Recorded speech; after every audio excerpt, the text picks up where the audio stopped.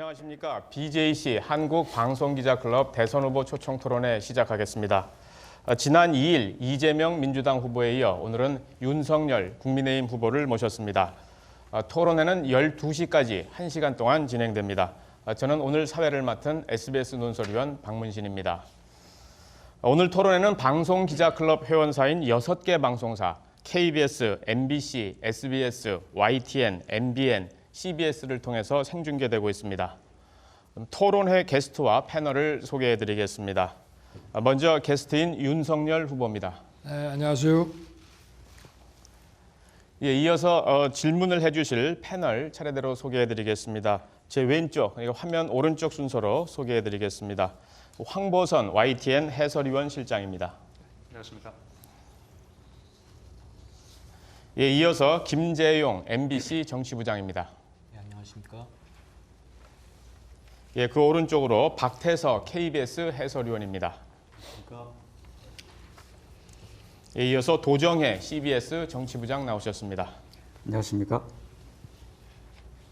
예, 마지막으로 정창원 MBN 정치부장입니다. 안녕하십니까.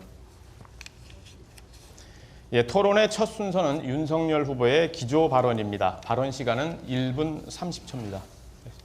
시작해 주시죠. 네. 존경하는 국민 여러분, 이 자리에 계신 방송기자클럽 관계자 여러분, 뜻깊은 자리에 초대해 주셔서 감사드리며 영광스럽게 생각합니다. 연말 연시에 우리가 늘 덕담으로 한 해를 보내고 새해를 맞이해야 되는데 워낙 이 나라 상황이 좋지 않아 마음이 무겁습니다.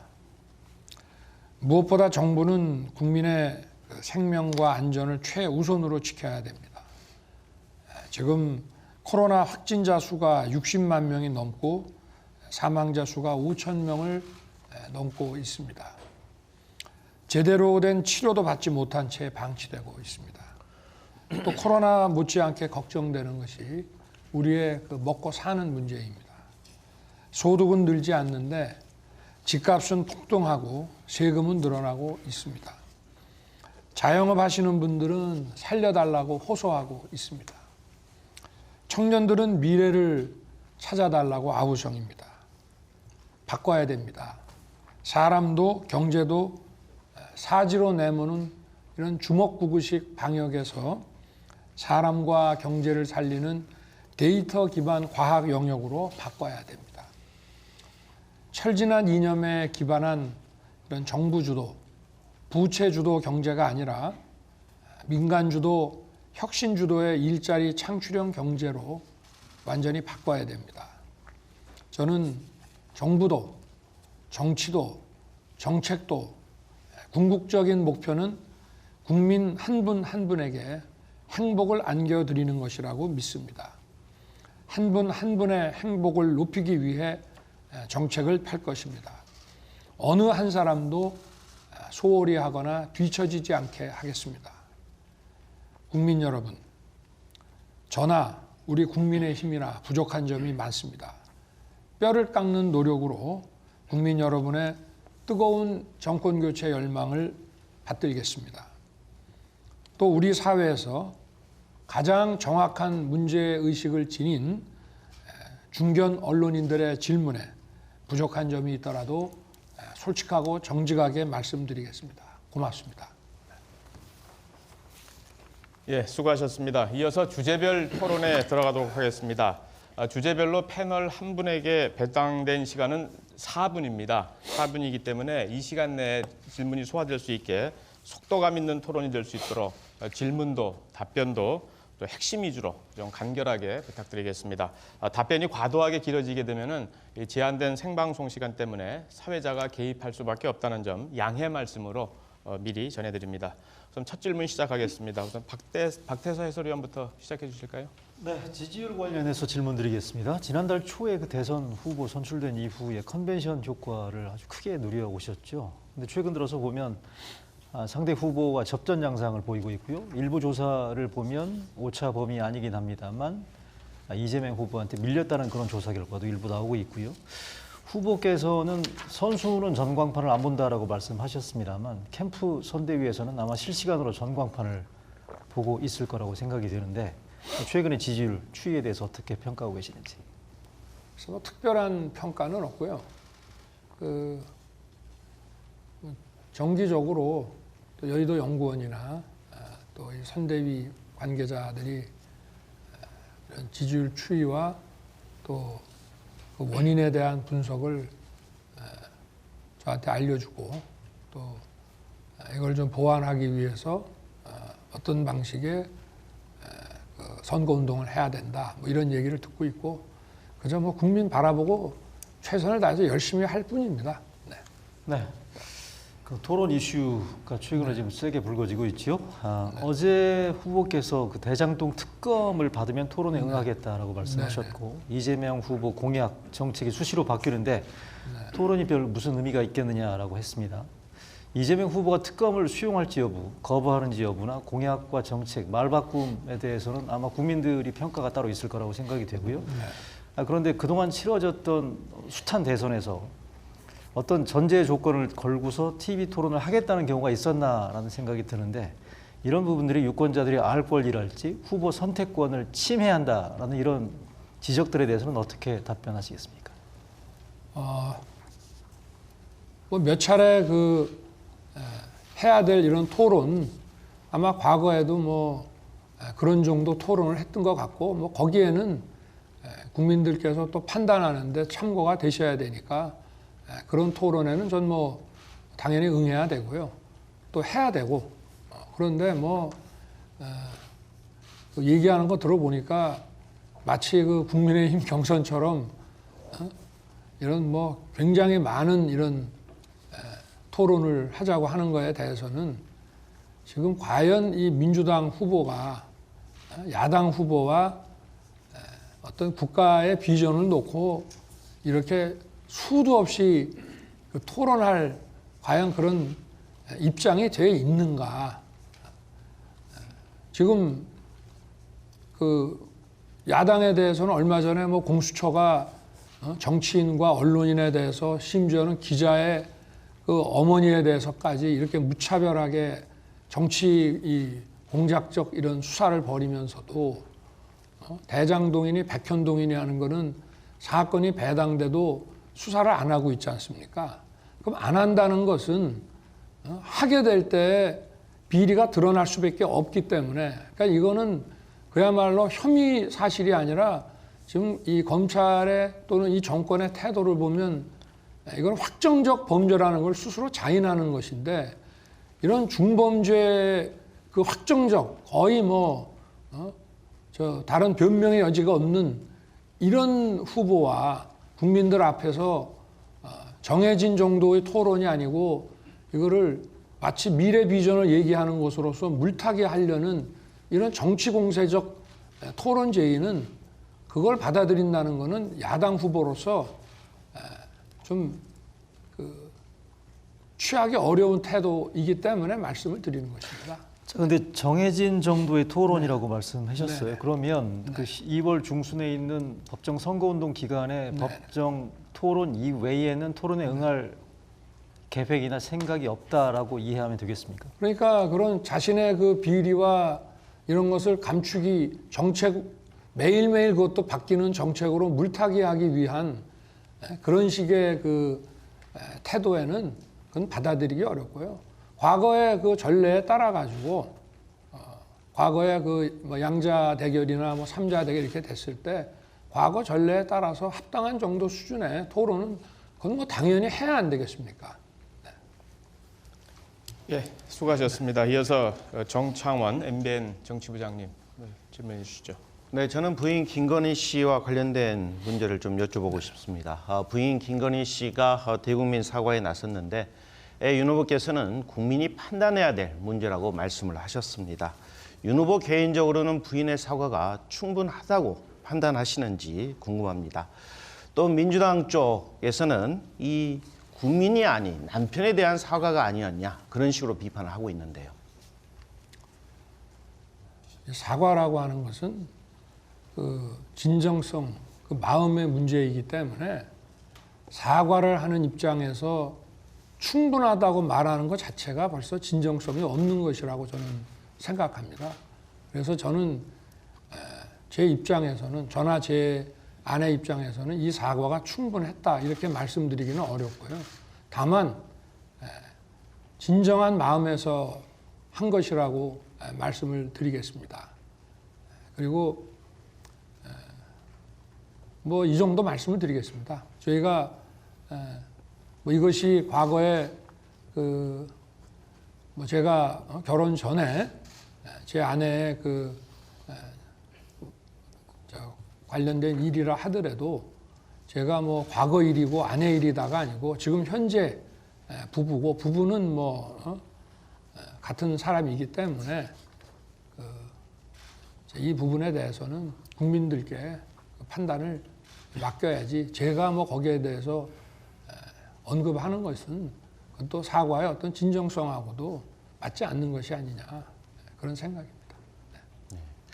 이 김건희 씨는 남은 선거 기간 동안에 조용히 반성하고 성찰하는 시간을 갖겠다고 말씀하셨는데요. 자, 그렇다면 이 선거 유세 과정에서 부인 김건희 씨와 함께 하실 생각은 있으신지 궁금합니다. 우리나라에 뭐 많은 부부들이 관계가 어떤지는 잘 모르겠습니다만은 저와 제 그 아내의 관계는 저나 제 아내가 서로에게 뭐를 강요하고 권하고 이러지는 않습니다. 기본적으로 정치는 제가 하는 것이고 또 제 집사람은 제 처는 자기 일이 있는 것이고 제가 뭐를 해달라고 요구하거나 그럴 수도 없는 것이고 온전히 제 그 정치 활동을 옆에서 지켜보면서 자신이 또 다른 후보의 그 아내나 배우자가 어떻게 하는지를 보고 본인이 판단할 문제가 아닌가. 그리고 저도 뭐 강요하거나 권할 생각은 없습니다. 네. 자, 이번에는 그 김건희 씨 이 석사학위 논문에서 이 표절 정황이 발견됐다는 그런 의혹이 제기가 됐는데요. 사실은 그 남편과 부인 사이에 이런 문제를 가지고 캐 묻기도 상당히 어려운 상황이고 또 당 차원에서도 이를 확인하기가 어렵다라는 그런 이야기도 좀 나오고 있습니다. 혹시 당 차원이나 아니면 외부 검증기관을 통해서 관련된 의혹에 대해서 좀 더 조사하실 때로는 정확히 사실관계를 파악하실 용의는 없는지 궁금합니다. 얼마든지 뭐 외부 검증기관에서 하는 거에 대해서 그걸 뭐 제가 반대할 이유는 없고요. 저도 어제 오후 늦게 뭐 그 보도를 뭐 접했습니다만은 자세한 내용은 알지는 못하고 다만 이제 선대위에서 뭐 관련된 거를 쭉 조사를 해서 그 언론에 얘기한 거를 제가 봤는데 그게 아마 과거에 그 김현미 국토부 장관 케이스하고 다르지 않았다. 그리고 그 당시에도 그 당시 기준에 의해서 인사청문회 때 문제 없는 것으로 그런 결론이 났었다는 얘기만 전 들었고 자세한 얘기는 알지 못합니다. 예, 수고하셨습니다. 이어서 도성의 CBS 정치부장님 받아 주시죠. 예, 후보님, 그 이준석 대표와 갈등이 좀 심상치 않은 것 같습니다. 바깥에서 지켜보는 저희들도 사실 좀 아슬아슬한데요. 아무리 젊다고 해도 제일 야당 대표인데 당 내부에서 철딱서니가 없다. 이런 좀 민망한 말까지 나오고 또 초선 의원들을 중심으로는 이준석 대표가 이제 사퇴해야 된다. 이런 주장까지 나오면서 좀 이 대표를 사면 초과로 좀 몰아가고 있는 것 같은데 이런 움직임 좀 어떻게 보시는지 혹시 이 대표가 그 선대위뿐 아니라 당 대표직에서도 물러나야 된다. 이렇게 혹시 보시는지 궁금합니다. 뭐 연령이 30대라 해도 그 선거를 통해서 당 대표까지 또 오른 분이고 그리고 벌써 한 10여 년 이상을 또 이 여의도 정치에 경험을 한 분이기 때문에 저는 그 본인의 책임, 그 당대표로서의 역할 이런 것에 대해 잘 아실 것이라고 생각을 하고요. 그리고 또 이것이 향후에 또 본인의 정치적 그 입지 내지는 성취와도 직결되는 문제이기 때문에 지금은 뭐 밖에서 그런 식으로 본다 하더라도 이준석 대표가 자기가 해야 될 일에 대해서는 정확하게 판단해서 잘 하실 것으로 저는 믿습니다. 그 후보님 어제 선대회의에서 이런 말씀도 하셨습니다. 네. 누구도 제3자적 논평가나 평론가가 돼서는 곤란하다. 이준석 대표를 비판한 것으로 이렇게 해석이 되고 있는데 그래서 이 대표가 바로 그게 바로 민주주의다 이렇게 또 반박을 했습니다.